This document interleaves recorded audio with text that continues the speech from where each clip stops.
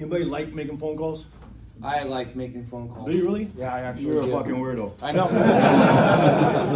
Get that a lot,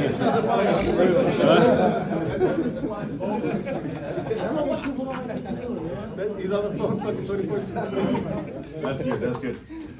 Most of us don't like making calls, okay? I don't like making calls. I'm really good at it. I don't necessarily like it. I do it because I know it gets results. And I think the reason most of us don't like making phone calls is because we got the results. You got to deal with rejection over and over and over again, and it's not necessarily fun, okay? And I think that would change if we actually knew how to make phone calls and got good results out of them. If we knew the techniques how to do that, okay? Over 20 years, I've developed a lot of techniques to get good at this. I'll take your office weekend. So we're gonna go over 3 types of calls. Here, we're gonna break this down in really, really easy form for you guys, okay?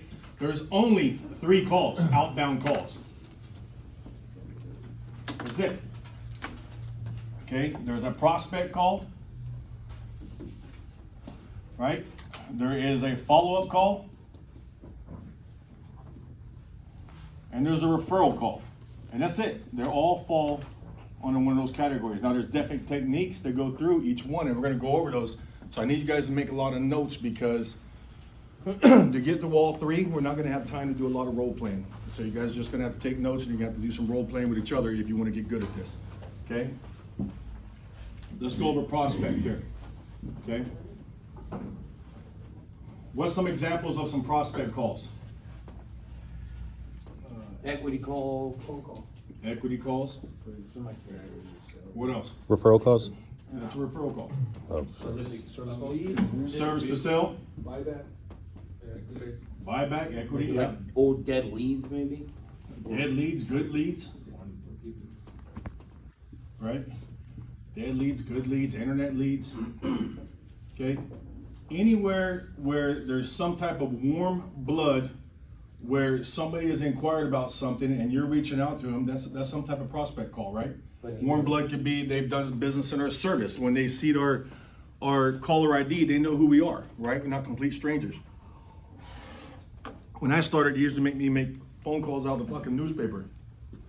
That shit sucks and it eats up a whole lot of time, okay?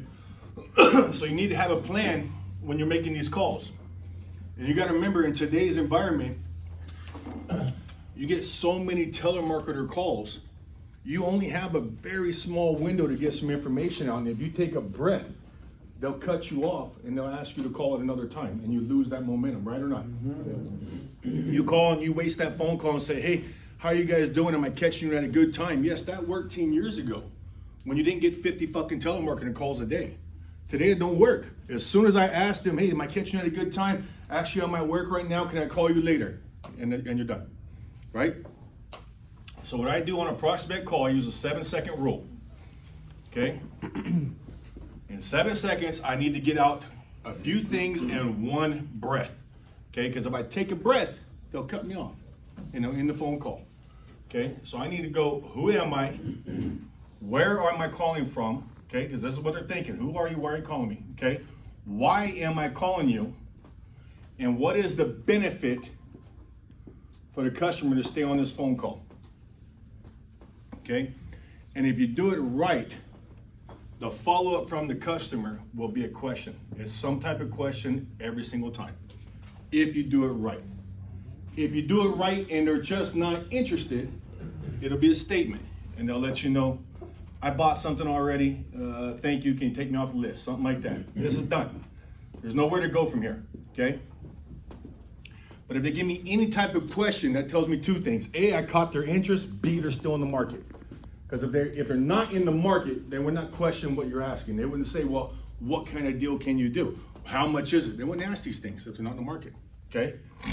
So let's say I'm gonna do a service to sales call, okay, for an example. And I'll do a couple examples with you guys. This is gonna go like this. If I'm calling Andrew, I'm gonna say, hey Andrew, this is Curtis calling from Farney Ford. The reason I'm giving you a call, I saw you got an appointment today with our service department. My used car manager asked me to call you personally because we're looking for that type of vehicle. He can't find them anywhere in the auction. He said he'll pay over market value if you're interested in selling it. Do you have any interest in selling it? Yeah, how much can I get for it? There's your question.